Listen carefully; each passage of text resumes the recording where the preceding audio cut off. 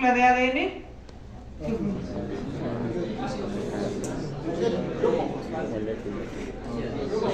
La sucesión de nucleótidos, ¿Y un nucleótido por qué está formado? Un azúcar, un ácido fosfórico y la base nitrogenada. Y las bases nitrogenadas pues son complementarias, las púricas, las pirimidínicas, bueno, todo eso es la parte de química o bioquímica, que ustedes la van a reforzar, seguro más adelante, pero nos interesa entender, ¿no?, cómo funciona esto. Pues la molécula de vida, realmente pues el ADN y son las proteínas, que ya creo que huelga hacer más comentarios. Todas nuestras células, y cada célula tiene 46 cromosomas. Todas estas células se han originado a partir de la fusión de dos células haploides que se formaron mediante un proceso específico de división que es la meiosis. Y esa meiosis pertenece a un ciclo celular.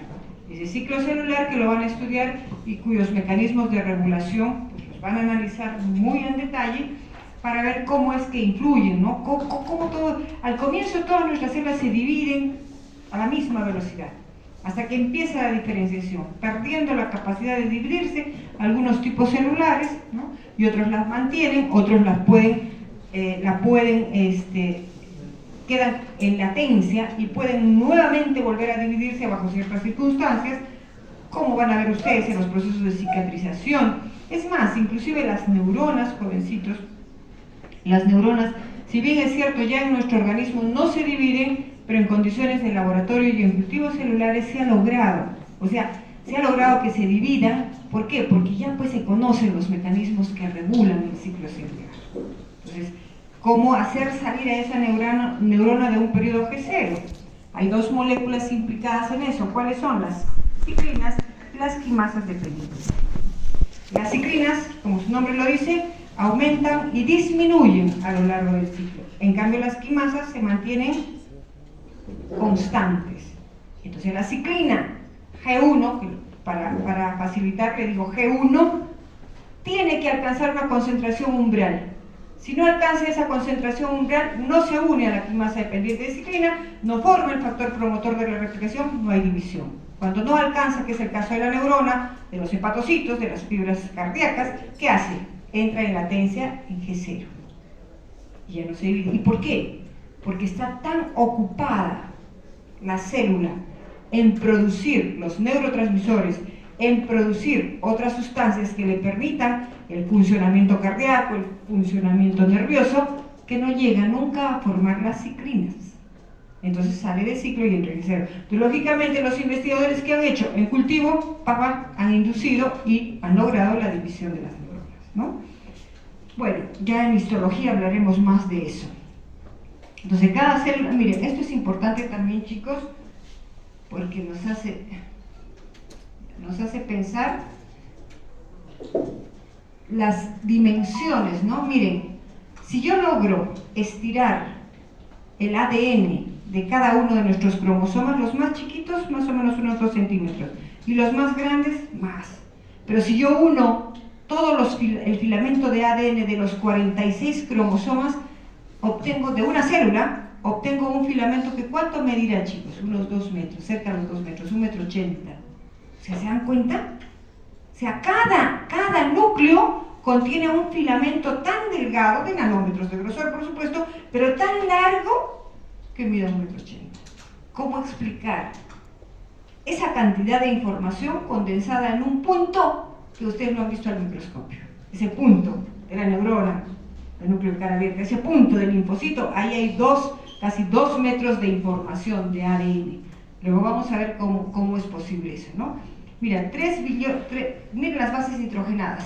Aproximadamente 3 billones de bases nitrogenadas complementarias están formando estos cromosomas. Y aquí lo vemos. Miren el núcleo, miren el cromosoma y miren la molécula. O sea, si ustedes ven esto, no deben olvidarse ni perder la relación que existe entre esto. Esto todavía está desactualizado. Es decir, aproximadamente 30.000 genes codifican para proteínas que realizan múltiples funciones. Cuando recién se devela el proyecto Genoma Humano, se publican las primeras publicaciones y ¿qué dijeron? 100.000 genes.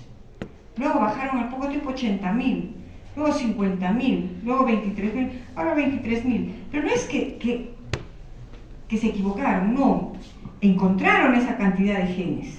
Y es más, algún grupo de investigadores muy arriesgado hizo una publicación y dijo ADN basura. O sea que entre los genes nosotros teníamos basura. Y algunos muy sensibles dijeron, imposible, yo no puedo tener basura en mis células, en mi núcleo. Y es cierto, pues no.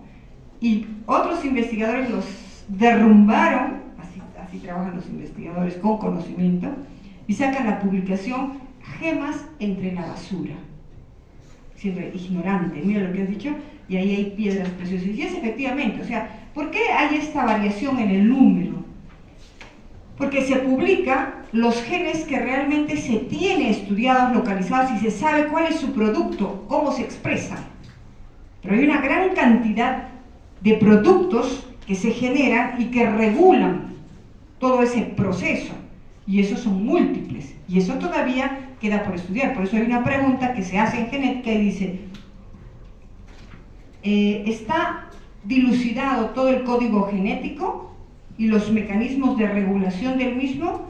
La primera respuesta es, el código genético sí está totalmente dilucidado, pero los mecanismos de regulación no, faltan muchos, y es justamente ahí donde están involucrados estos genes, ¿no? Bueno, ¿cómo es posible que tanto ADN, este está feo ya, este está más fácil, que tanto ADN pueda empaquetarse en ese núcleo mediante estructuras que se llaman nucleosomas? Ustedes conocen esos carretes que enrollan el cable, o los carretes de las máquinas de coser de las mamás antiguas, tienen un carretito que tiene una tapita para acá, otra tapita para acá. Esta tapita tiene 4 histonas y esta tapita tiene 4 histonas, que por eso se llama un octámero de histonas. ¿Qué histonas son? Las histonas son 5, H2A, H2B, H3, H4 y H1.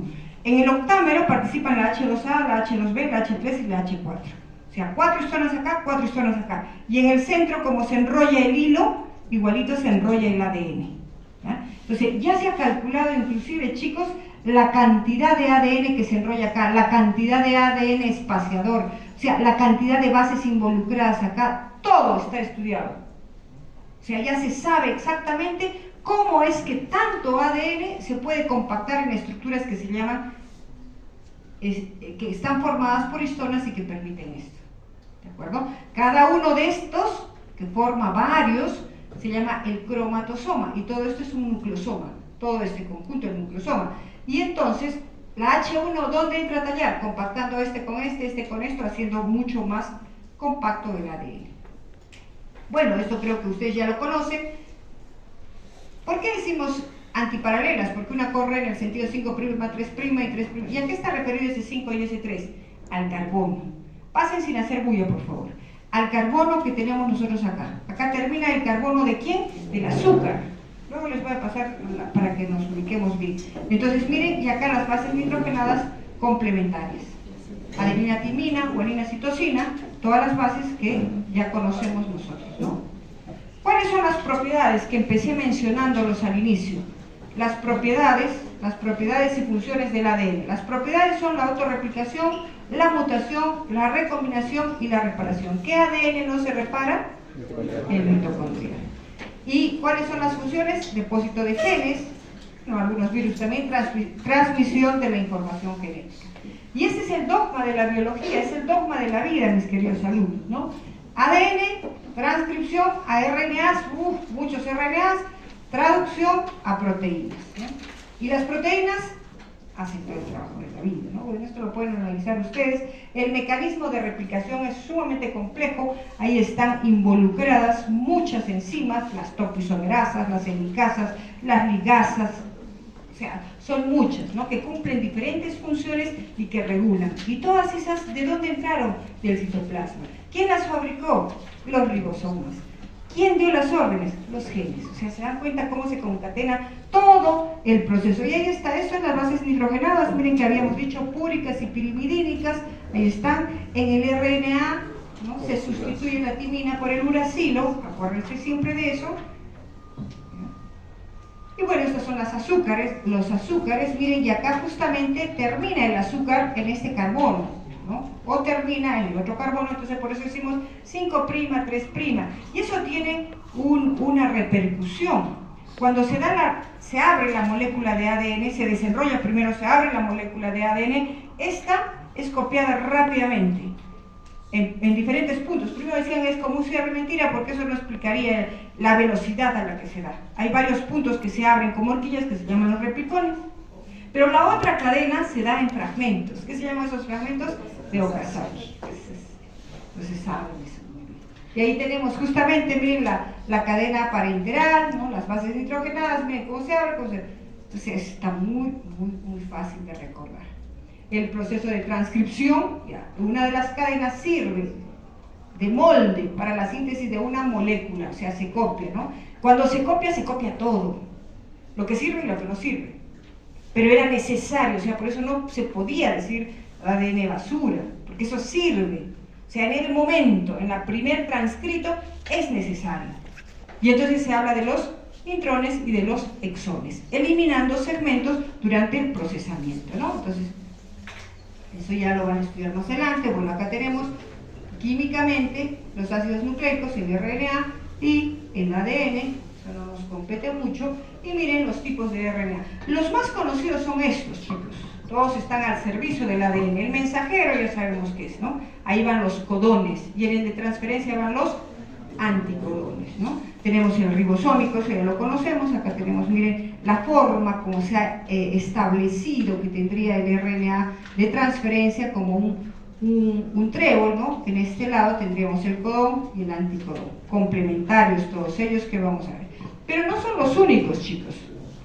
Si bien es cierto, son los más conocidos, constituyen los ribosomas, copia los mensajes, transporta los aminoácidos, pero miren estos otros. Algunos ya los podemos identificar. El RNA pequeño nuclear, forma esplisiosomas. ¿Qué es esplisiosomas? Splicing, ¿qué es? Corte.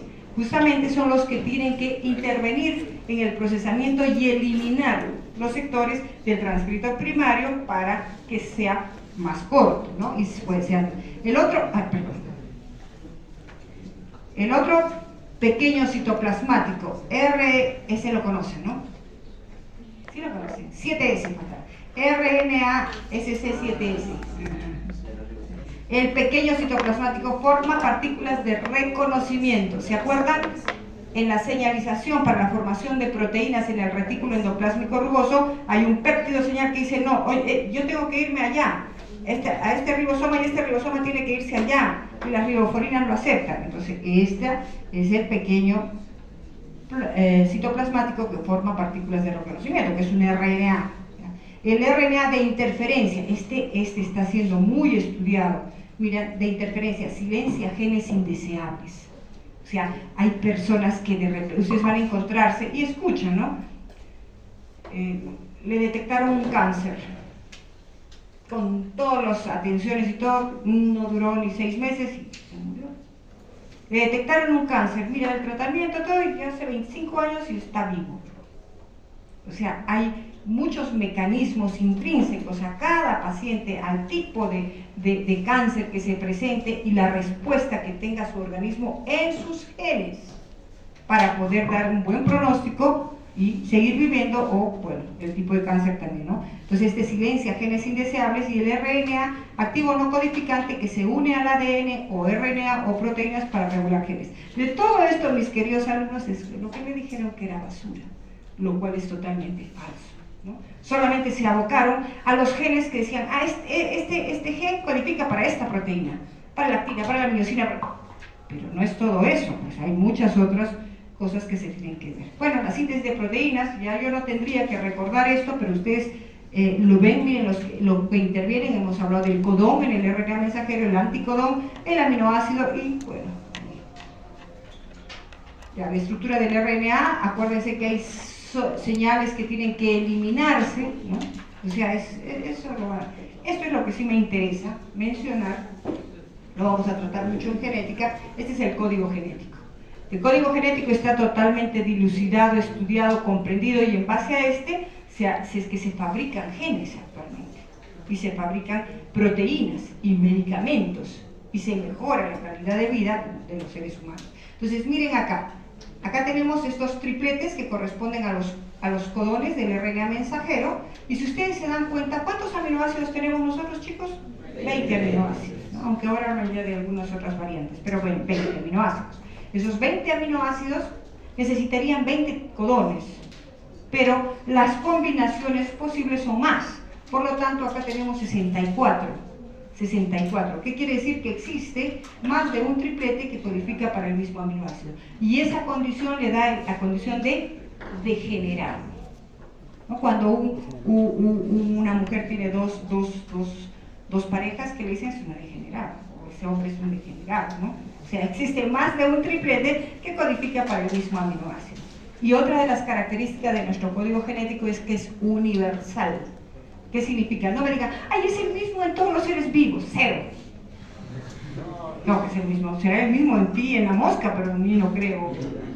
Y ustedes se exponen a que les diga eso.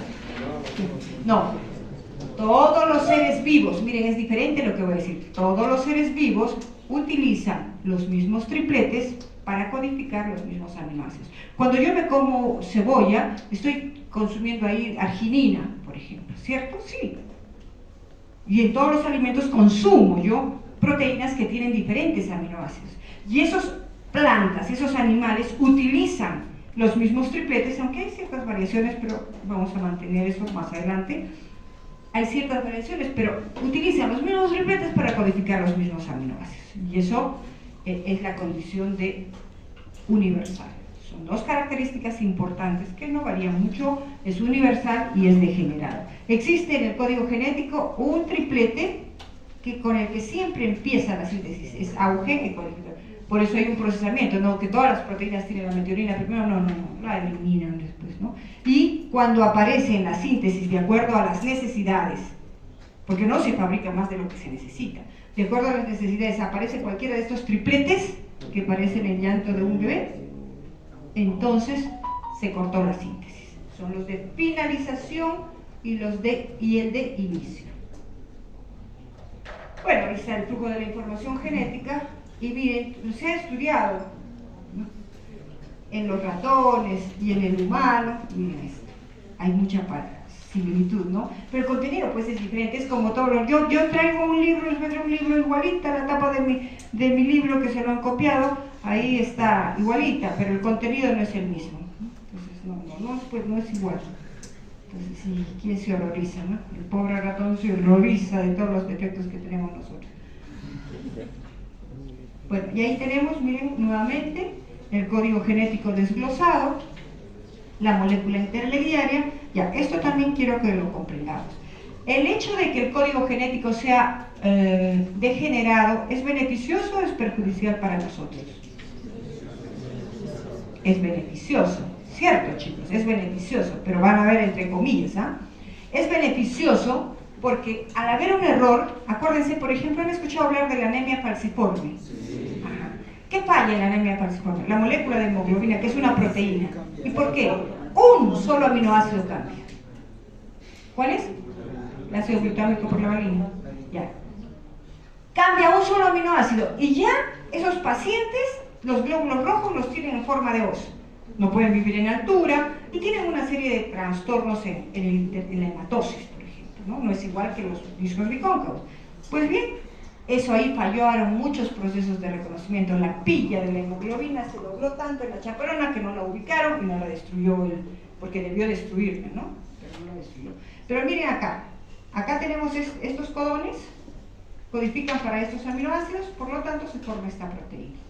Acá hay en otra persona, miren, hay un cambio. Pero sin embargo el aminoácido es el mismo, por lo tanto la proteína es la misma. Lo benefició, ¿no? Porque eso se llama una mutación silenciosa. Hubo un cambio en una base, pero no se traduce en una alteración en la proteína. Pero en este caso, miren, este triplete, desgraciadamente, pues cambió, y miren lo que sucedió parecido a lo de la anemia, ¿no? La hemoglobina, miren, cambió y es otra proteína. Bueno, en un primer momento, aleluya, qué bueno, ¿no? Esto pasa. Esto genera lo que se denomina polimorfismo de los nucleótidos. Polimorfismo de los nucleótidos. Y si bien es cierto no se manifiesta en un fenotipo alterado visible rápidamente, hace susceptible, escúchenlo bien porque eso lo voy a tratar cuando haga farmacogenética, hace susceptible a los pacientes, uno, a padecer enfermedades. O sea, a lo largo del tiempo estas acumulaciones de los polimorfismos, porque es polimorfismo de los nucleótidos, hace susceptible a que padezcamos ciertas enfermedades. Uno, o hace que tengamos diferente respuesta ante los fármacos.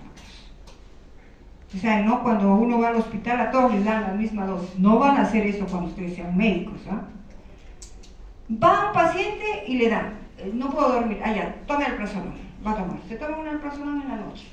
Tomo un alprazolam en la noche y duermo 2 días. Es que no puedo tomar la misma dosis. Cada paciente es único. Por lo tanto, la dosis que den al paciente va a variar. Uno con un cuartito de la pastilla, igualito y para todos los medicamentos. Y ese es el error más grave que se comete. El médico va y se aprende de memoria las dosis y todo, y no, eso no es así. Cada paciente es único, acuérdense, ¿no? Entonces ya saben esto. Y bueno, aquí tenemos lo mismo, miren, la persona 1, la secuencia, la proteína normal, la persona 2 igual, y miren una persona. Pero ya saben a qué conlleva eso, ¿no? Bueno, esto ya lo van a tratar, hay diferencia definitivamente entre procariontes y eucariontes, ¿no? En los eucariontes miren que es simple, perdón, los procariontes que es simple, y miren los eucariontes. La eliminación, los intrones, los exones, todo eso, ¿no?